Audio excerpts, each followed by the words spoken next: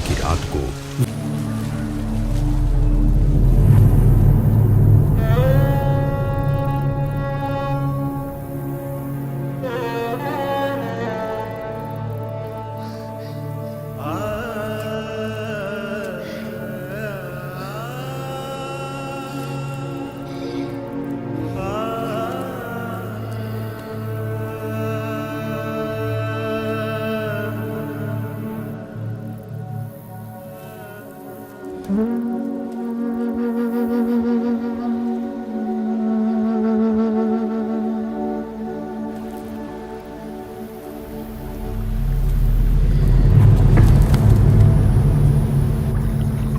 निरंतर 3 दिनों तक भूखे प्यासे रहने के बाद यदि किसी भी सामान्य मनुष्य को पानी मिल जाए तो उसके लिए तत्काल पानी पी लेने से अधिक प्राथमिकता और कुछ भी नहीं हो सकती थी।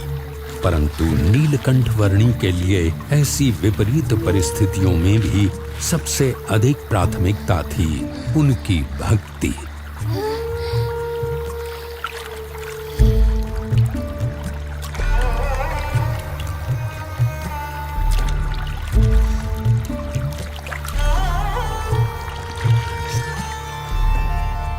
सब ही प्रकार से जीव सौंपे सो उत्तम भक्त कहावे। नेपाल प्रदेश में बालेवा गांव के पास नीलकंठ वर्णी को काली गंडकी नदी का प्रवाह मिल गया, जो अब मुक्तिनाथ तक पहुंचने का रास्ता तय करने के लिए उनका पथ दर्शक था।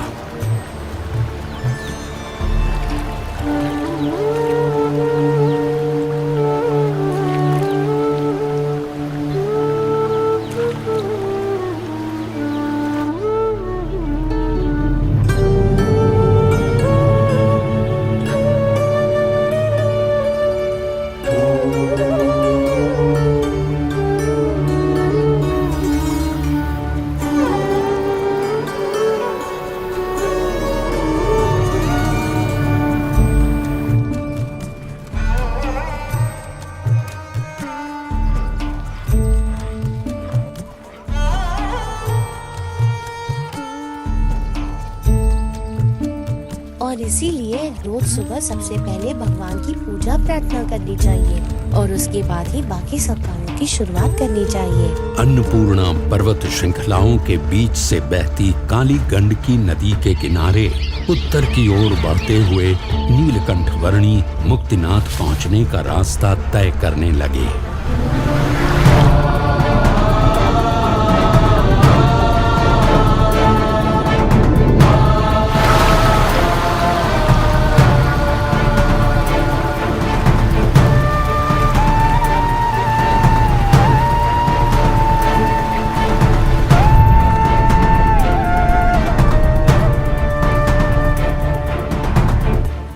काली गंडकी नदी का प्रवाह मुक्तिनाथ जाने के लिए नीलकंठ वर्णी का मार्गदर्शक था और तातोपानी क्षेत्र से आगे किसी घाटी में से चलते समय कहीं पर काली गंडकी नदी का वो प्रवाह मानो अदृश्य हो गया।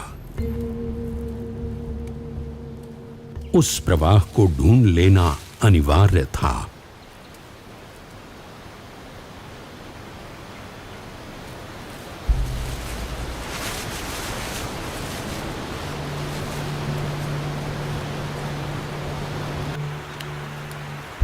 पानी की आवाज की दिशा में आगे बढ़ते हुए संध्या काल होते होते नीलकंठ वर्णी एक ऐसे स्थान पर आ पहुंचे जहां 2 पर्वतों के बीच की खाई में स्थित एक गुफा में सामने से पानी का प्रचंड प्रवाह आ रहा था।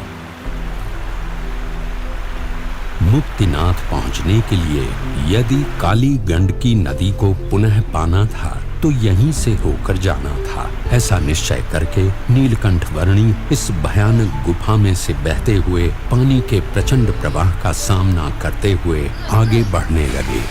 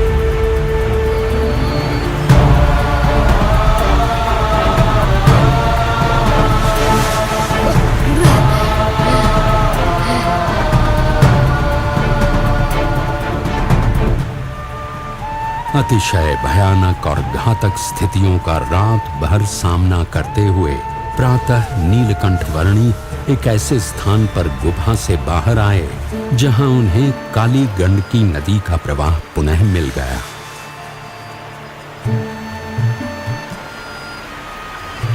मुक्तिनाथ पहुंचने के लिए पुनः काली गंडकी नदी के किनारे उत्तर की ओर बढ़ चले नीलकंठ वर्णी की कुछ हठयोगी सन्यासियों से भेंट हो गई। आप सभी हठयोगियों को हमेशा उचित साधना करने का मार्गदर्शन मिलता रहे और अंततः परमात्मा की भक्ति का उत्तम योग प्राप्त हो, ऐसी मेरी शुभेच्छा है।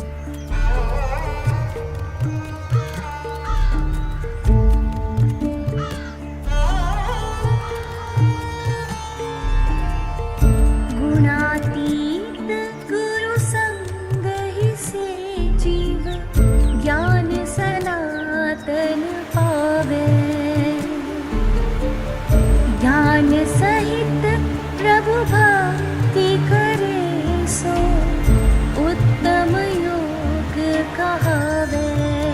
मारफा, जोमसम आदि स्थानों से होते हुए नीलकंठ वर्णी धवलगिरी और नीलगिरी पर्वतों के बीच स्थित खाई से गुजरे।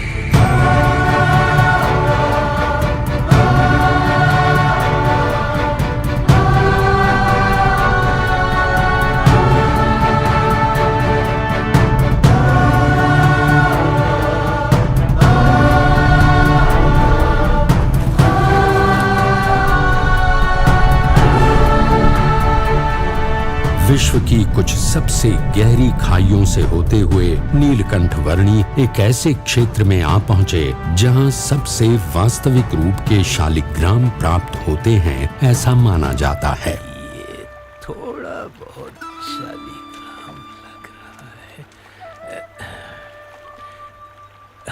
नहीं, पक्का होगा। और ढूंढता हूँ, शायद इससे भी अच्छा मिल जाए। आप कुछ ढूंढ रहे हो? हाँ, सच्चे शालिग्राम। इस विस्तार में अनगिनत पत्थर हैं, ऐसे काले काले। और ऐसे अनगिनत पत्थरों में से कभी कभार एक सच्चे शालिग्राम मिल जाते हैं। बड़े अमूल्य होते हैं सच्चे शालिग्राम, क्योंकि सच्चे शालिग्राम की मूर्ति में भगवान बसते हैं। यदि वो मिल जाएं तो बस भाग्य उजागर हो जाए, कल्याण ही हो जाए अपना। क्या मूर्ति में भगवान सचमुच होते हैं? हाँ, वैसे तो परमात्मा कण कण में व्याप्त है, और परमात्मा ने प्रमाणित की हुई मूर्ति में तो उनका वास जरूर होता है। परमात्मा और कहाँ बसते हैं? अपने धाम में, और यहाँ इस पृथ्वी पर ब्रह्म स्वरूप संत में। जैसे इन अनेकों में से कोई एक शालिग्राम होते हैं, वैसे अनेक प्रकारों में एक सच्चे प्रकट ब्रह्म स्वरूप संत होते हैं, जिनमें साक्षात परमात्मा का सांगोपांग निवास होता है। परमात्मा स्वयं या ऐसे ब्रह्म स्वरूप संत ही जीव को परम कल्याण का मार्ग दिखा सकते हैं। और इसीलिए उन दोनों की प्राप्ति भी अति दुर्लभ है।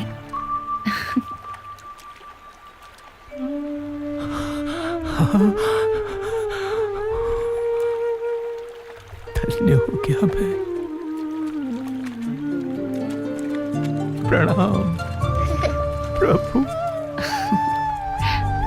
कागबेनी, रानी पौवा आदि स्थानों से होते हुए नीलकंठ वर्णी अंततः मुक्तिनाथ आ पहुँचे।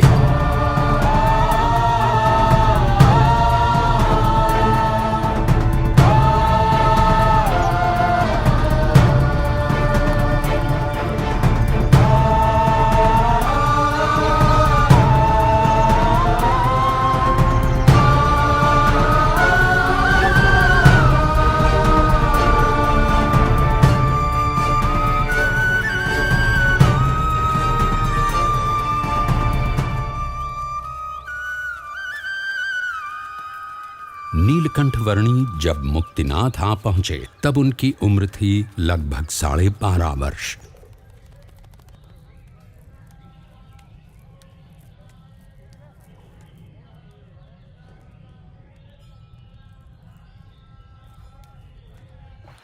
हिमालय की गोद से बहता निर्मल जल यहाँ मुक्तिनाथ मंदिर में मानो पवित्र हो जाता है जब वो 108 गौमुखों से होकर बहने लगता है।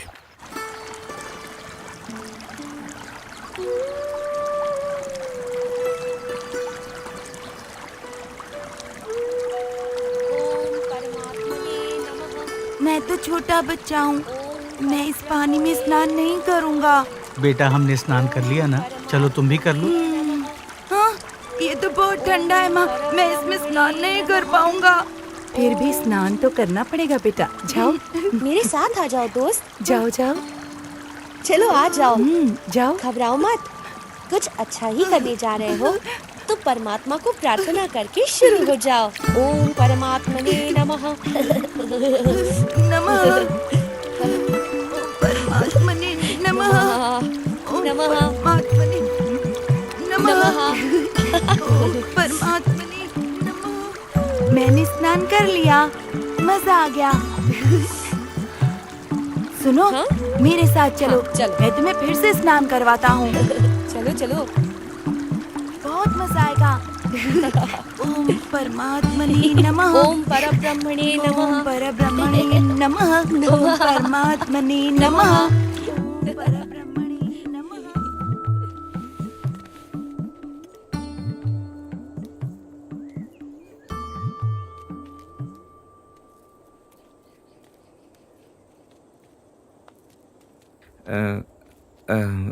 कुछ ढूंढ रहे हैं आप वर्णी जी? ब्रह्मा जी के पुत्र पुलह जी ने यहीं कहीं तपस्या की थी ना? हाँ, यहीं पर आगे। इसलिए तो ये जगह पुलाश्रम कहलाती है। पर क्यों? मुझे भी वहां तपश्चर्या करनी है। आप इतने तपस्वी तो हो ही गए हैं। अब और कब तक तपश्चर्या करते रहेंगे?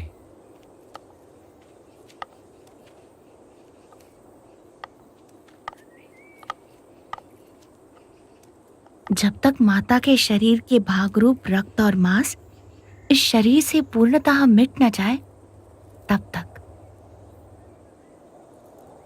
जी, प्रणाम।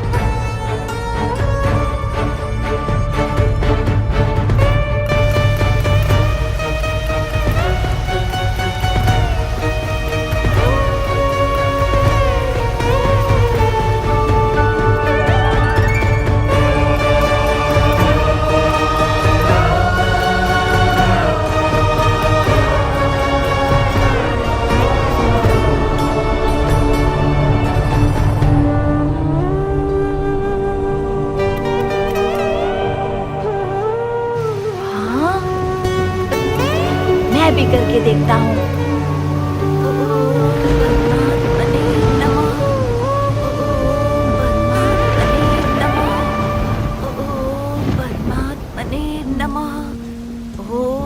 परमात्मने नमः। ओम परमात्मने नमः।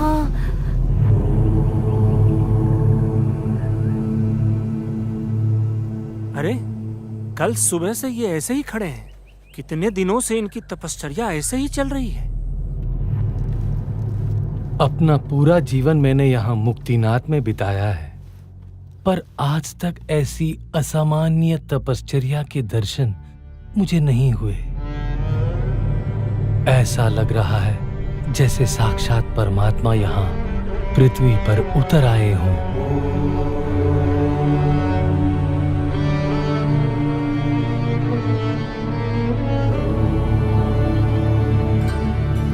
हाँ, कितनी शोभायमान लग रही है उनकी मूर्ति, जैसे तप और ब्रह्मचर्य का साक्षात स्वरूप।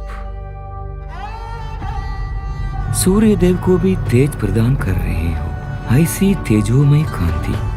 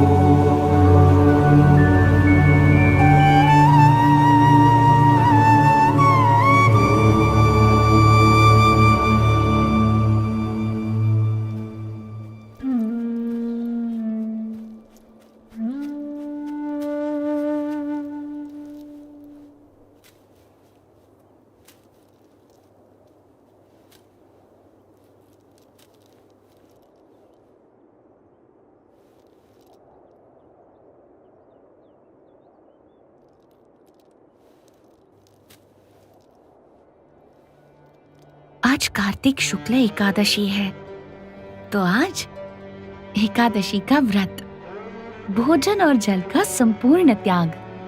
कल द्वादशी के दिन पारणा करके मैं ये तपश्चर्या पूर्ण करूंगा। अगर आप एकादशी का व्रत करोगे तो मैं भी करूंगा।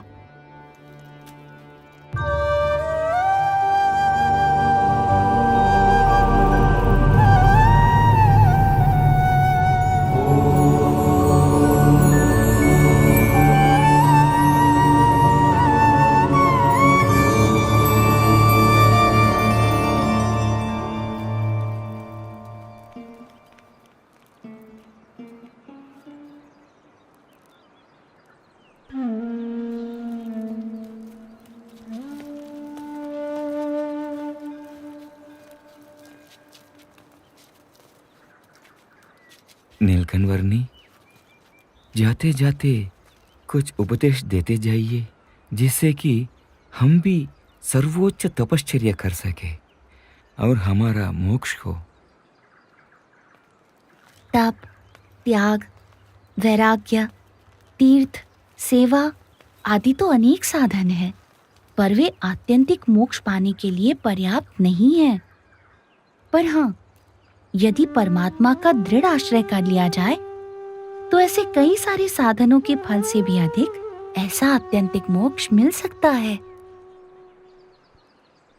नीलकंठ वर्णी, आपकी तपो मूर्ति की दिव्य स्मृति हमेशा के लिए हमारी हृदय में जीवंत रहे और उसी के आश्रय से ही हमारा पूरा जीवन बीते।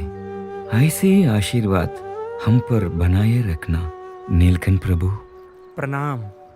तपश्चर्या में मेरी सहायता करने के लिए धन्यवाद।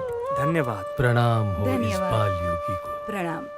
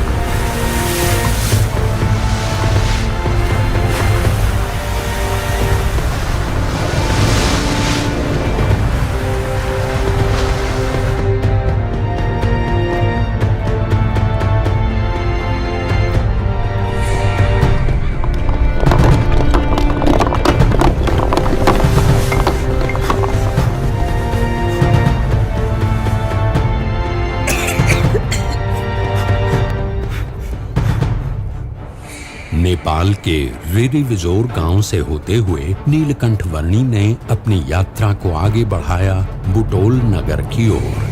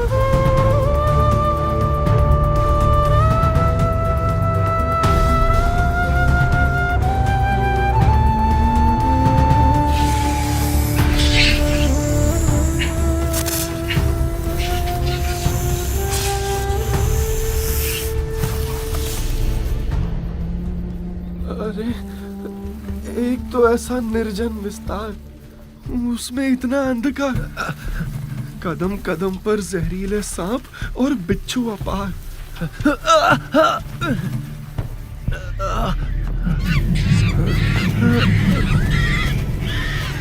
और ऊपर से कभी भी कोई भी जंगली पशु कर सकता है कहीं से भी वार। हे भगवान, अब तो तू ही कर मेरा उद्धार।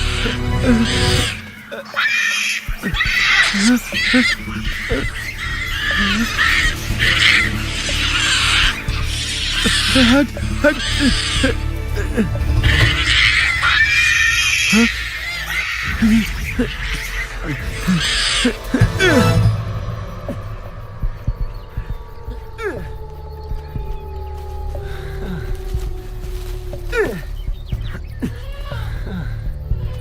लगता है कि अब यहीं से आगे रास्ता मिल जाएगा। भगवान, अरे ये तो मैं उसी जगह पर आकर अटका जहां से रास्ता ढूंढने के लिए निकला था। भगवान, क्या मुसीबत है। परमात्मनि यो रक्तो विरक्तो अपरमात्मनि। अरे ये आवाज कहाँ से आ रही है? कौन है ये? कौन है यहाँ? कौन है यहाँ? अरे वर्णी जी, साधु राम, अच्छा हुआ आप मिल गए। मेरा नाम मोहन दास है। मैं हिमालय की तलहटी में जाना चाहता हूँ, पर कब से घूम फिर के यहीं आकर अटक जाता हूँ। आप मुझे रास्ता दिखाएंगे? हाँ, अंत तक रास्ता दिखाऊंगा। भूले भटके हुओं को सही रास्ता दिखाना, वही तो मेरा काम है। हाँ। बस मेरा साथ मत छोड़ना। बिल्कुल नहीं छोड़ूंगा। जरा संभल कर चलिएगा वर्णी जी, यहाँ पर बहुत सारे सांप और बिच्छू निकल आते हैं।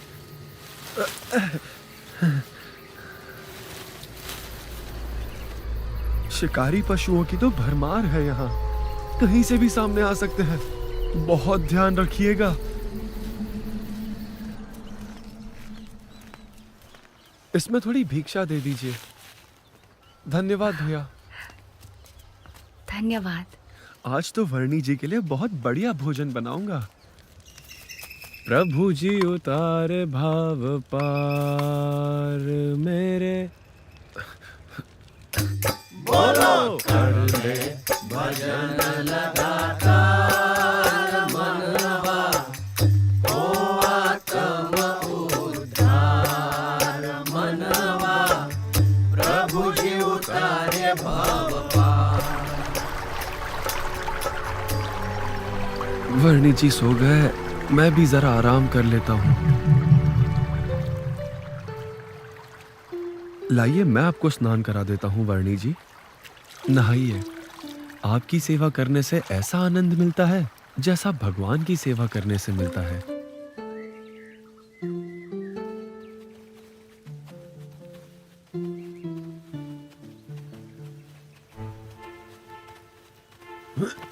हाँ?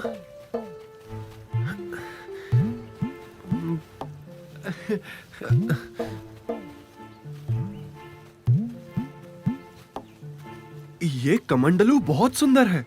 क्या मैं इसे संभाल कर रखूं? हाँ, रख लो। ठीक है, धन्यवाद प्रभु। मोहनदास जी, आप सब कुछ त्याग कर साधु किस लिए बन गए हो? प्रभु प्राप्ति के लिए, मोक्ष पाने के लिए।